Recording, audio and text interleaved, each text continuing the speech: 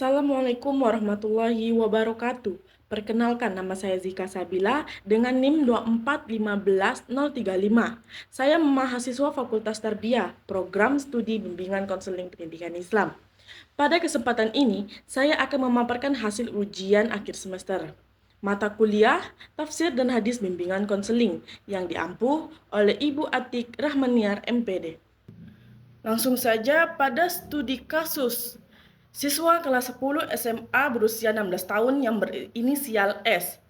S ini dari luar terlihat biasa saja, tidak pernah ribut, tidak pernah berkelahi. Tapi guru BK ini mulai curiga ketika si S hampir tidak pernah masuk sekolah dalam 2 hari minggu terakhir.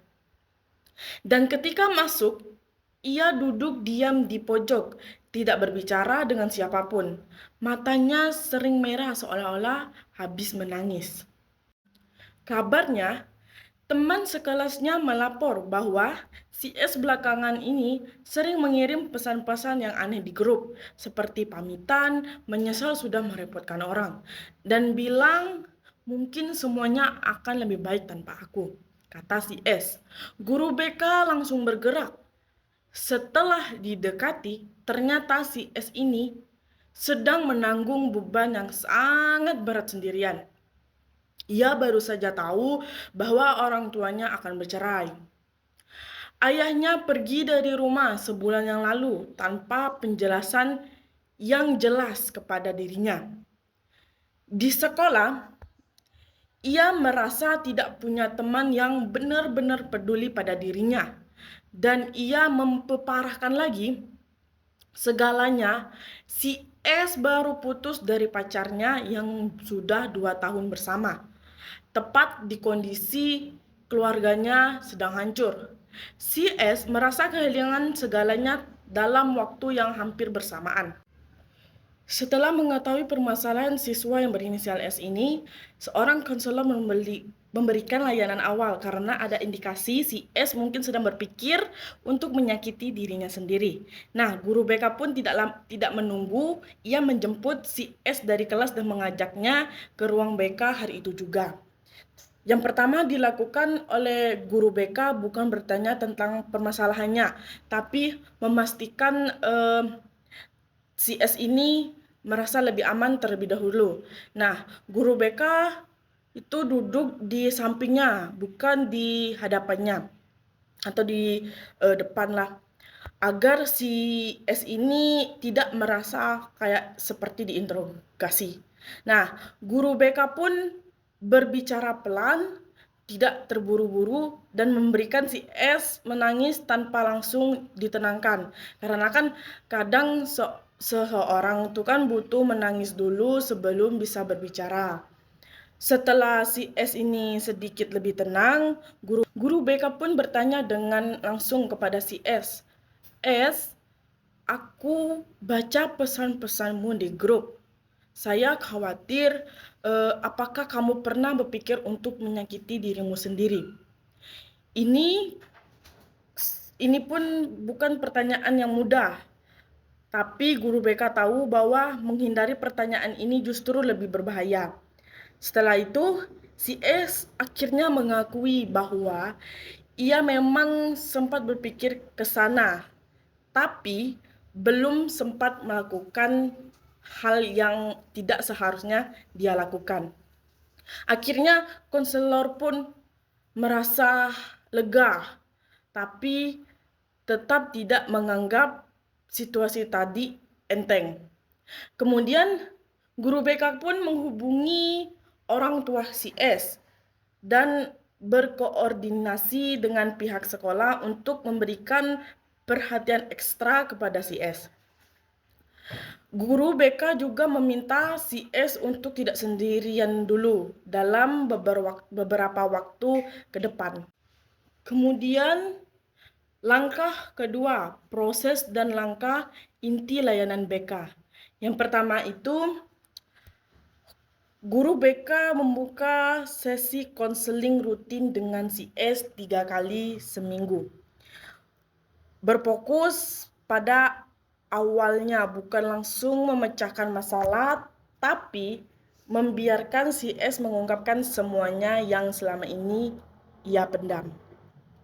Si S ternyata belum pernah cerita ke siapapun bahwa ia selalu jadi anak yang kuat di keluarganya karena si S kan anak sulung dan merasa harus menjaga adik-adiknya.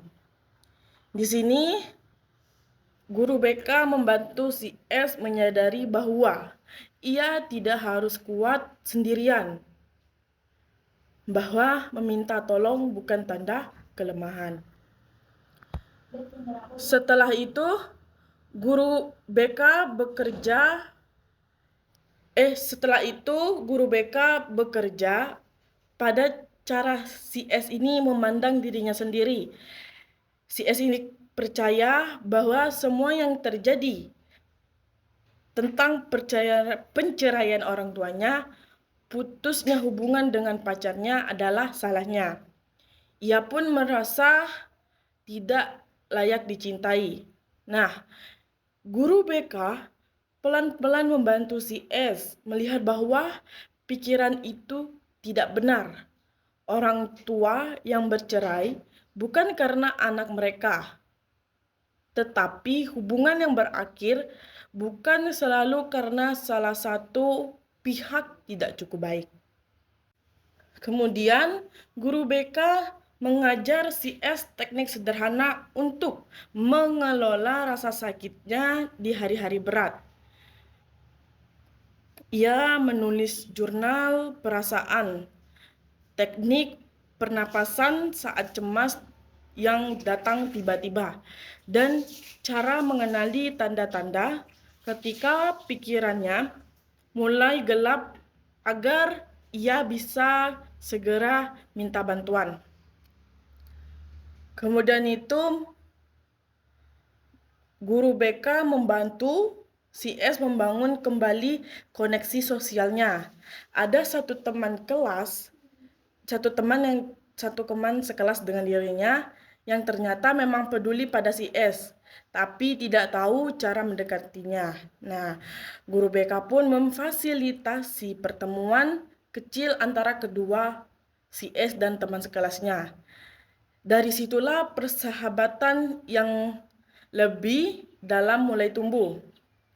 Kemudian itu, mengingat kondisi si S yang tidak cukup serius, guru BK merujuk si S ke psikolog klinis untuk pendampingan tambahan, sambil konselor tetap hadir sebagai pendamping di lingkungan sekolah.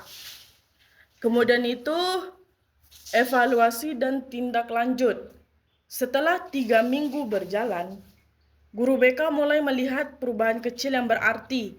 Si S mulai masuk sekolah setiap hari. Si S pun mulai mau makan siang bersama teman-temannya. Pesan-pesan yang gelap di sosial media berhenti. Tetapi, guru BK tidak langsung menganggap semua kondisi itu selesai. Kondisi seperti si S ini bisa kembali memburuk kapan saja, terutama kalau ada pemicu, misalnya seperti saat proses penceraian, orang tuanya mulai masuk ke meja pengadilan atau persidangan, atau saat melihat mantan pacarnya sudah dengan orang lain. Setelah itu, guru BK membuat kesepakatan dengan si S. Apapun yang terjadi sebelum mengambil keputusan yang merugikan dirinya, si S harus menghubungi guru BK atau ibunya terlebih dahulu. Siti pun akhirnya setuju.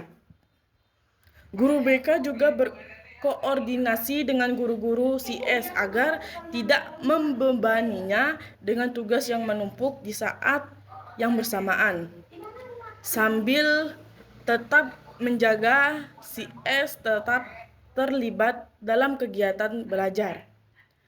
Karena rutinitas yang sehat justru membantu pemulihan. Kemudian itu, evaluasi dilakukan setiap bulan. Bukan hanya melihat nilai akademik, tapi melihat bagaimana kondisi emosional, sosial, dan motivasi hidup si S secara keseluruhan. Setelah hal itu sudah dievaluasi, segera bergerak saat ada yang butuhkan. Itu langkah awal. Ketika seorang guru BK langsung menjemput si S begitu menerima laporan dari teman-temannya. Itu adalah cerminan dari hadis Rasulullah SAW yang artinya barang siapa yang melihat kemungkaran maka ubahlah dengan tangannya. Dalam konteks ini, kemungkaran adalah kondisi seseorang yang hampir tenggelam dalam keputusan dan konselor tidak boleh menoleh.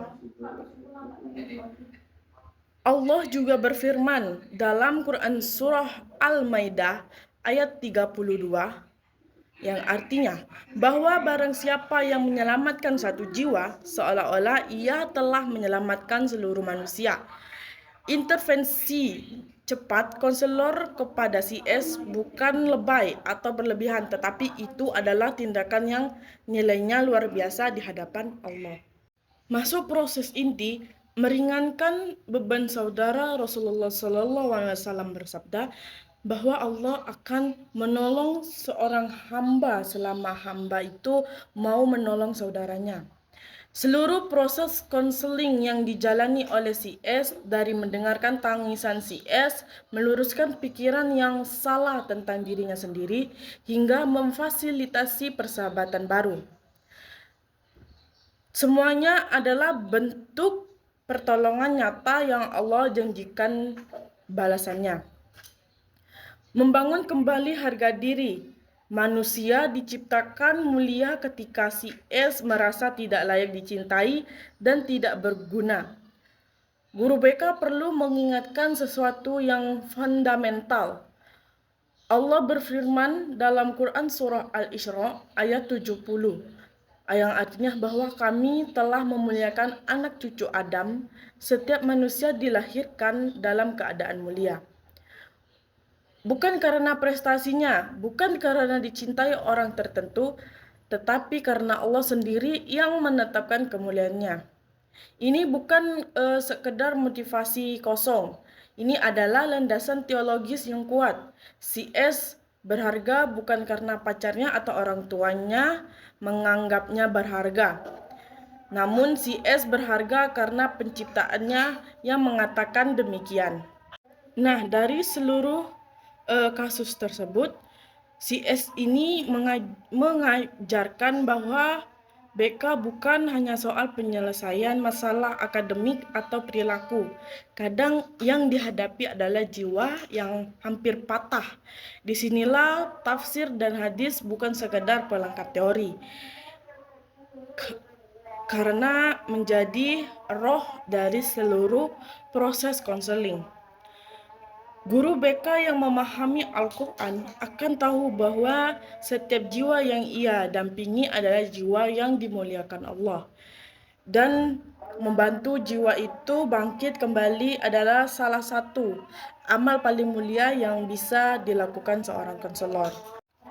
Baiklah, mungkin itu saja yang bisa saya sampaikan dari hasil studi kasus yang saya jelaskan tadi. Saya akhiri, wabillahi taufiq wal hidayah. Wassalamualaikum warahmatullahi wabarakatuh.